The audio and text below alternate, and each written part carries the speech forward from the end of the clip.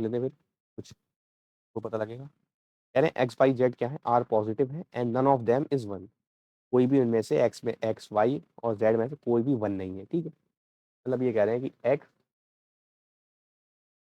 Y और Z कभी one नहीं होंगे, never one, never equal to one, ठीक है। कभी वन नहीं होंगे, ठीक है। कुछ और भी हो सकता है, मतलब वन के अलावा कुछ भी हो सकते हैं ये, ठीक है ना। ये कहना चाह रहे हैं और पॉजिटिव होंगे, ठीक है ना।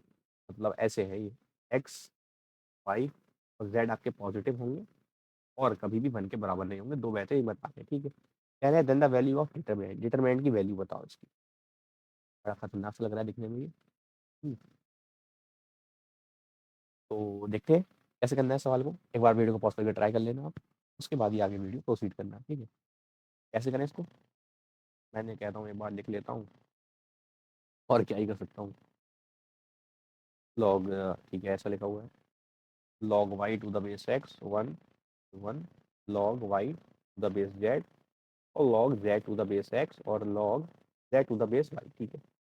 वैल्यू निकालना है, ठीक है। मुझे पता है log A to the base B कभी भी लिखा हो आपके पास तो ये log A to the base C divide by log B to the base C लिख सकता हूँ, ठीक है ना। मतलब ऐसे में ब्रेक कर सकता हूँ, ये प्रॉपर्टी होती है लॉग की। पढ़ा होगा आपने बेसिक मैथ में, ठीक है। बेसिक मैथ मैंने पढ़ाई, देख लेना आप जाके, लॉग का नहीं आपको नहीं पता हो थोड़ा बहुत, ठीक है। प्रॉपर्टी होती है लॉग की, ठीक। खैर याद रखिए आप इस बात को, ठीक है। और कभी वन लिखा हो तो उसका मतलब होता है लॉग ए विद बेस ए आपका वन आता है हमेशा।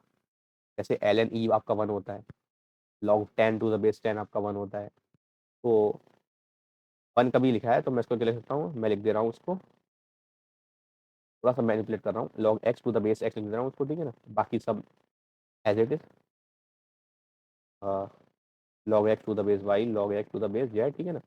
Log Y to the base X, log Z to the base X, ठीक है। और वन में क्या लिख दिया, log Y to the base Y, log Z to the base dash, ये वाला हो गया, ठीक है। Log Y to the base Z, ठीक है ना, log Z to the base Y, ठीक है। अब मैं इसको थोड़ा सा क्या करता हूँ, सॉल्व कर लेता हूँ। कैसे लिख देता हूँ, log X divide by log X, कोई फर्क नहीं पड़ेगा। Log Y to the divide by log X, ठीक है ना। बेस नहीं लिख रहा हूँ, बेस से कोई फर्क भी नहीं पड़ेगा। Log z by log X, ठीक है ना, प्रॉपर्टी होती है ये। बेस कुछ भी मान लो आप, सी सी सी मान लो, मेरे कोई फर्क नहीं पड़ता। बेस सी सी सी मान लो, कोई फर्क नहीं पड़ता, ठीक है ना।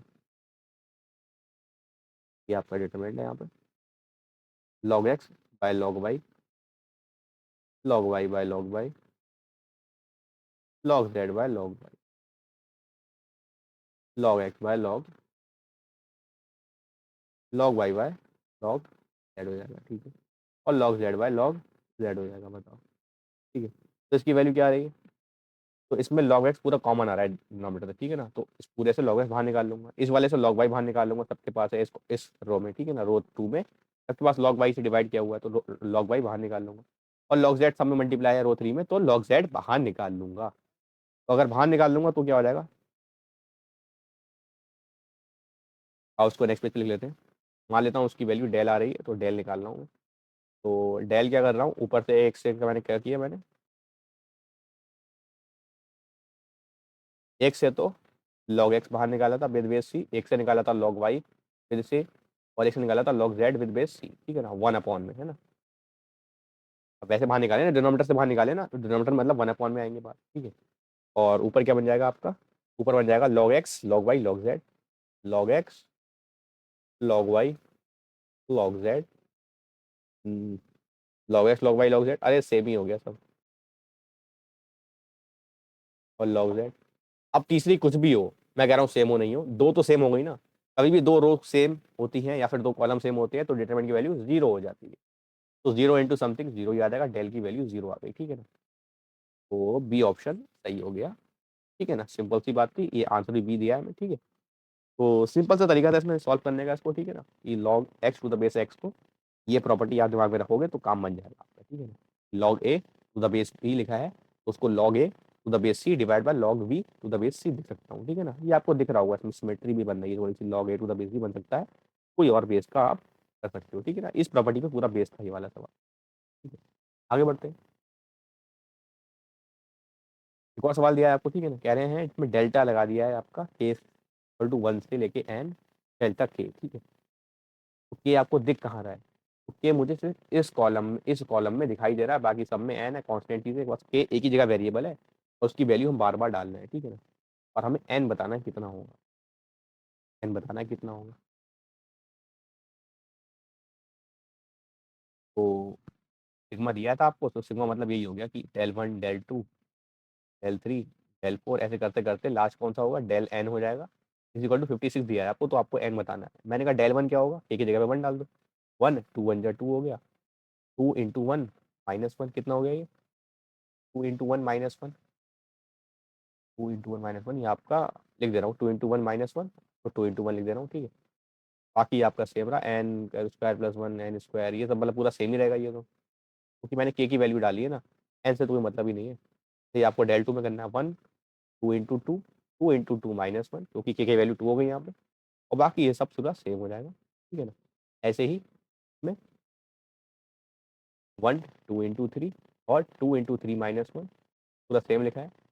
करते करते करते करते लास्ट वाली जो होगी एनथ वाली, उसमें क्या हो जाएगा, one, two into n minus one, बाकी पूरा सेम हो जाएगा, ठीक है। इज इक्वल टू 56, ठीक है। मैंने आपको बताया इसमें क्या क्या कैच है, एन निकालना है आपको। अच्छा सवाल है पहली बात तो यार, ये टाइप के सवाल जेई मेंस में चिपक जाते हैं, ठीक है ना। जेई मेंस में चिपक जाते हैं इस टाइप के सवाल, मतलब आ रखे हैं जेई मेंस में, ठीक है। और अच्छे सवाल होते हैं ये। अब देखो दो कॉलम तो हमेशा सेम है, दो कॉलम सेम है, बस एक कॉलम में चेंज हो रहा है, तो इनको मैं एडिशन फॉर्म में लिख सकता हूँ। इन दोनों को एडिशन फॉर्म में लिख सकता हूँ, ठीक है। फिर इस पूरे को एडिशन फॉर्म में लिख दूंगा, फिर पूरे को लिख दूंगा एडिशन फॉर्म में। आ गया रहा है ऐड करके, ओवरऑल लिख देता हूँ मैं, ठीक है ना। ओवरऑल ऐड करके लिख देता हूँ क्या आया, मतलब क्या हो गया, वन प्लस वन, ऐसे करते करते करते करते प्लस वन, कौन सा वाला वन, ये वाला वन लिखा है मैंने यहाँ पे, ठीक है। उसके बाद एक लिखा है two into one plus two into two plus two into three, ऐसे करते करते टू इंटू है, ठीक है ना। Two into one minus one plus two into two minus one plus two into three minus one, करते करते करते करते two into n minus one, बाकी सब तो सेम ही रहेगा, इक्वल टू 56, ठीक है। वही फर्क पड़ेगा बस, ये एन टर्म्स है तो ये एन इंटू वन हो जाएगा। टू बाहर निकाल दे रहा हूँ, सही है। अब पर डे क्या मामला है, और बताओ, ठीक है। तो मैंने कितनी बार है ये वन, एन बार आया, क्योंकि वन से लेके एन तक जा रहा हूँ, तो ये एन हो गया, एन इंटू वन, ठीक है। और ये वाला क्या हो जाएगा, तो थोड़ा सा इसी को अच्छे से लिख लेता हूँ मैं, तो थोड़ा हटा देता हूँ, पढ़ा देता हूँ, ये उम्मीद करता हूँ नोट कर लिया होगा आपने, ठीक है। ये लिख लेता हूँ आगे करके, ऊपर करके, ये एन इंटू वन हो गया, टू बाहर निकाल दिया, वन प्लस टू, ऐसे करते करते एन तक जाएगा, ठीक है। और याद क्या हो जाएगा, ये मैंने कर दिया, माइनस वन कितनी बार है, माइनस एन बार है, two times one plus two plus three, ऐसे करते करते एन तक जा रहे हैं, ठीक है। बाकी ये चीज़ सेम ही रहेगी, ठीक है। इज इक्वल टू एन, और ये क्या हो जाएगा, n into N plus one divide by two हो गया। ये भी क्या हो गया, two into N plus one divide by two, minus का एन था, ठीक है।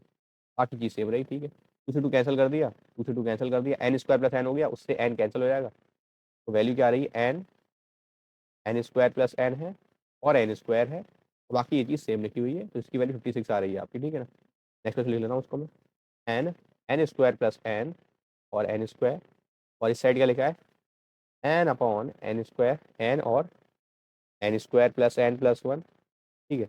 और इसको लिख दिया मैंने एन स्क्वायर और N, N square plus N, ठीक है, N square plus N plus one, value आपकी 56 दी थी, एन निकालना है, एन निकाल लेते हैं चलो। एन तो ऊपर से कॉमन निकाल लूंगा, तो ये एन तो भारी आ गया, ठीक है। तो ये one, n square plus n, N square, n square,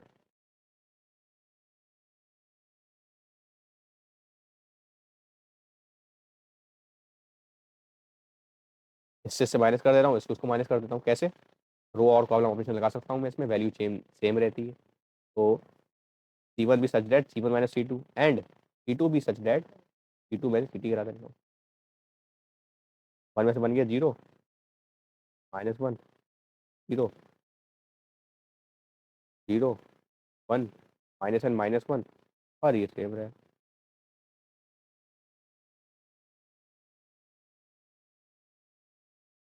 ठीक है। प्लस माइनस प्लस एन ऐसी रहा, वन के लॉन्ग एक्सपेंड कर दे रहा हूँ, बाकी इसके लॉन्ग कुछ भी करूँगा तो जीरो इंटू समथिंग जीरो ही हो जाएगा, जीरो इंटू समथिंग जीरो ही हो जाएगा, बचा इसके लॉन्ग वन, तो वन टाइम्स ये गया, ये गया, N plus one minus zero हो गया equal to 56, N square plus N minus 56 equal to zero आ गया। लिख सकता हूँ मैं कैसे, N minus seven into N plus eight. ठीक है, तो एन की वैल्यू 7 आ रही है और -8 आ रही है, तो 7 और 8 आ रही है एन की वैल्यू, 7 और -8। ठीक है, 7 और -8 आ रही है, तो 7 और -8, तो -8 तो दी नहीं है, तो 7 ही इसकी वैल्यू सही हो जाएगी, डी ऑप्शन आ जाएगा। आंसर डी ही दिया है। ठीक है, तो और माइनस भी नहीं लिख सकता, पता है क्यों? क्योंकि मेरा ये 1 से एन जा रहा है, 1 से एन जा रहा है, तो थोड़ा एन नेगेटिव नहीं हो सकता, बेकार लगता है देखते हुए। ठीक है, तो एन डी की वैल्यू, डी आपका डी ऑप्शन आ गया, 7 आपका आंसर आ गया, सिंपल है। ठीक है, उम्मीद करता हूँ